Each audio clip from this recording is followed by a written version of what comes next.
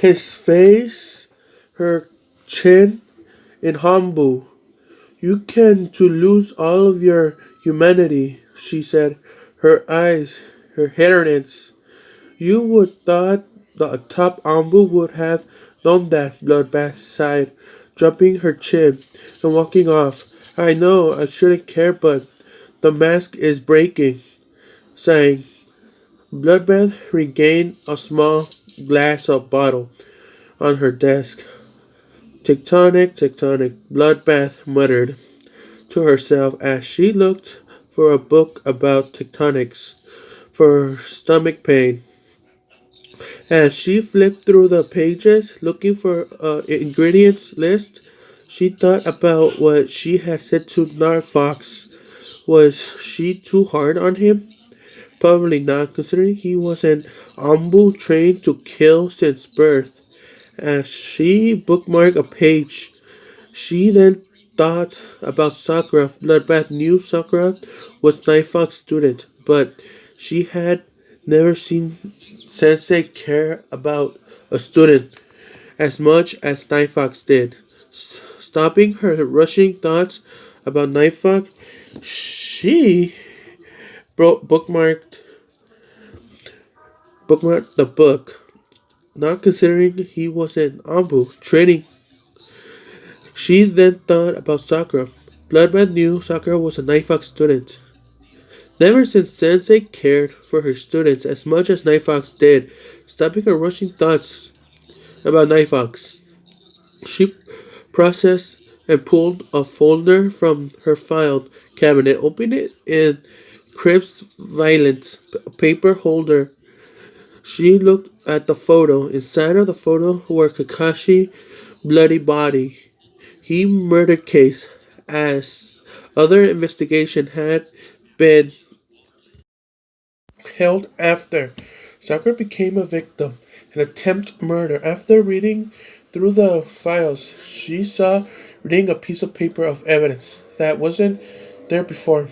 A strand of yellow hair in the basket with number 7 were found at crime scene, and on the victim body realized a possible suspect, the slammer on the fist on the desk as she raced to the police station knowing who the murderer might have been. I got you concerned, you bastard. Hey, guys. Bloodbath dashed out of the hospital, clenching the violet color file that held the two pieces of evidence with the Hokage Tower in her sight.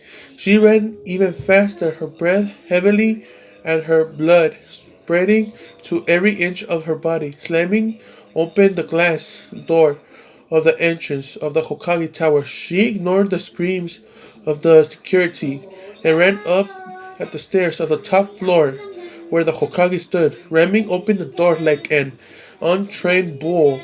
She stood in front of the Hokage's desk, breathing heavily. I know who the murderer is, Lord Hokage. Bloodbath breathed tiredly, yet exhausted. Do you really now? Sakura frowned her brow as she thought about the masked boy for the thousandth time. Who was he? Was she precious to him? Did she even know what he looks like? Under looking at the nurse getting her medicine from the cabinet near her bed, she asked her, "Who was that boy with the mask?" She spoke curiously. "He was your sensei, Nightfox," the nurse replied bluntly, as she poured some pills from the bottle into the bowl. But he doesn't look like it old enough, Sakura stated. He's a prodigy, the nurse said, tried as she crushed the pills in the bowl. Oh, okay. Sakura sensed that the nurse was getting annoyed by her questions. After crushing the pills, she proceeds to pour them in the small bowl of the yogurt, placing in the small table in front of her thousands of spoons and walked outside, leaving the confused Sakura. Who was he to me? Said Sakura. Blood. The blood of Kakashi Hatake, the blood of Sakura Haruno. Who was next on the checklist? Running Naruto's life. Who was next in this game? And spilling blood? Himself, maybe? Or another person he allowed to get too close? He was getting hurt for too much in this game to spill blood. As darkness surrounded him in this surreal dream, he couldn't take it anymore. He screamed and yelled for someone to love him. Love me? He yelled as it echoed to the depth of his ears. In front of him, I'm not who you think I am. I'm not a monster. He finished crying. Still, no one comes to his aid. They all just stared at the crying boy, the deaf ear. No one hearing and feeling how much he had gone through.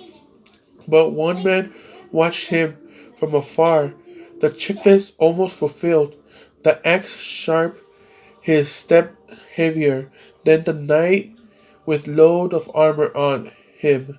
He stood in front on the weeping boy, who then looked up at him.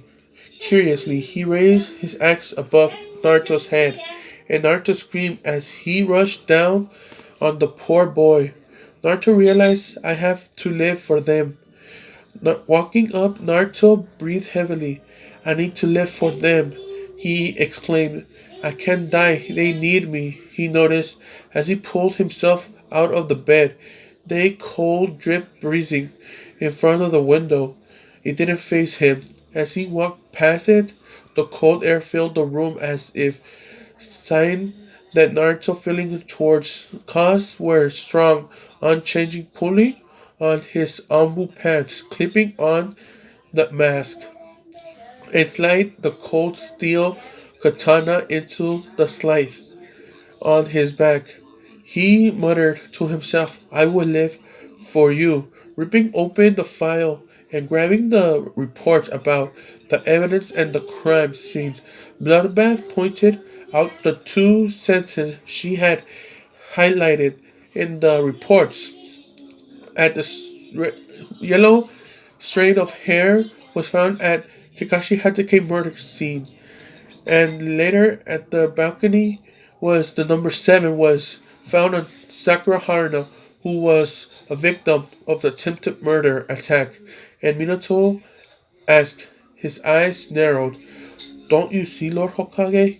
It's your runaway son, Naruto Uzumaki, she said, yelled, breathless.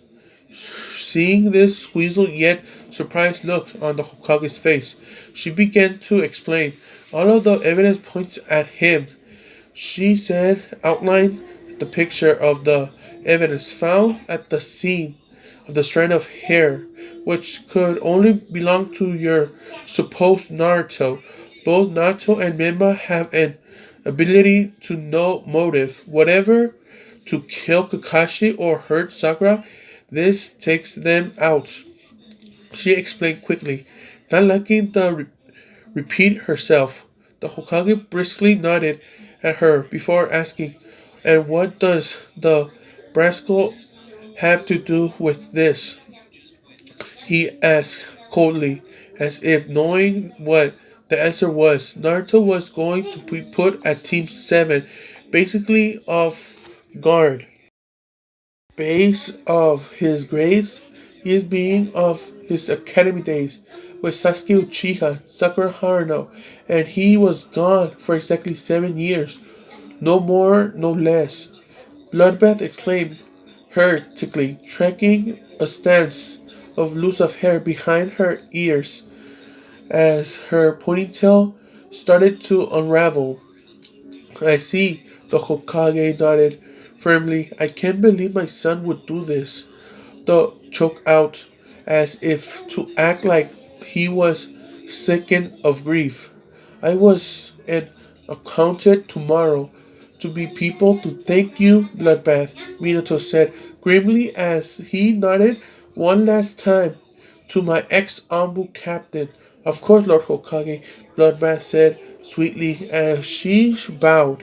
You can dismiss now, the Hokage said quietly, as it distract the plans. Of course, Bloodbath nodded, walking to the door, leaving him to grieve about his criminal son. As soon as Bloodbath left, Minato smiled, picking up the small radio and whispered into it, "All is going according to plan."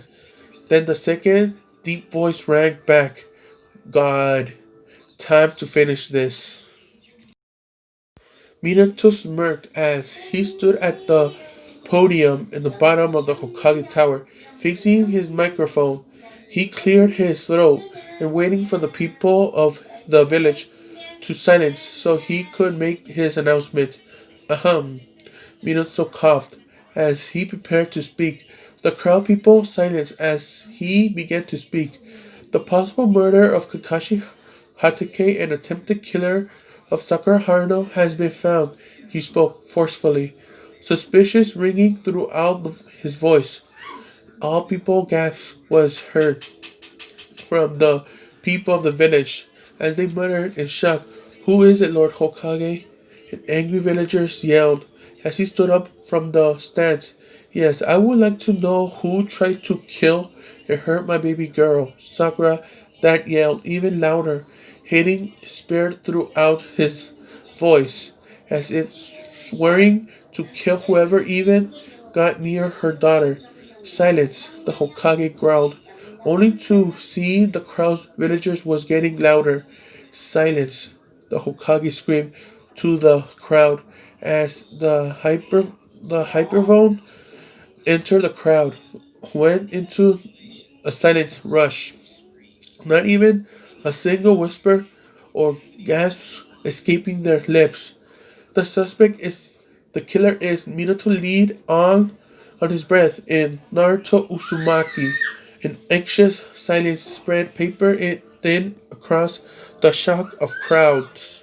After a minute, they realized staring setting in, and then as they breaking out of trance, the villagers broke in out of roar and scream in anger and just normal shock.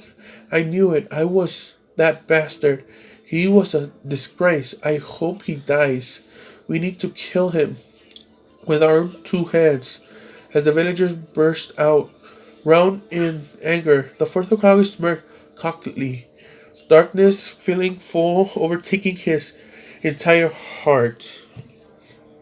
Naruto clenched his warm cup of chocolate tea. It's always helped after a long, stressful day, and he had continued to drink after Kakashi's death, even though it brought back painful memories from all the lonely nights when which he had drank 5 or 6 cups of nights, just lull him to sleep, stirring on a spoon sugar into the tea. He sat down and glanced outside the window, right by his door. He usually stares at the Hokage Tower, longingly from his house, knowing that his status of the QB who prevents him from ever being the Hokage. However, today he saw something quite particular. He saw what looked like a riot. He couldn't exactly make out what villagers were chanting, but as he pressed his ear out the door, what they wanted to do was clear. They wanted to kill the QB brat. As he chanted, "See in," Naruto knew it was the matter of time till they started to raid the house and looking for evidence of where he lives. He hurriedly grabbed a bag from his clothes and packed hurriedly. Clothes, kunais, all the small tanks that were so dear to him. Small glass furniture given to him by Kakashi as welcome to the Ambu gift. The mirror and kunais he had found on the dresser when he started living with Kakashi, the only one Rose Sakura had given him. when he started to teach her and Ino, the beautiful. Who is the killer of Kakashi Hatake? And who who wanted attempted murder for Sakura Haruno? And also, I'm gonna do a face reveal once we reach 2K subscribers and 100 likes on Albert Wesker was inside of Naruto.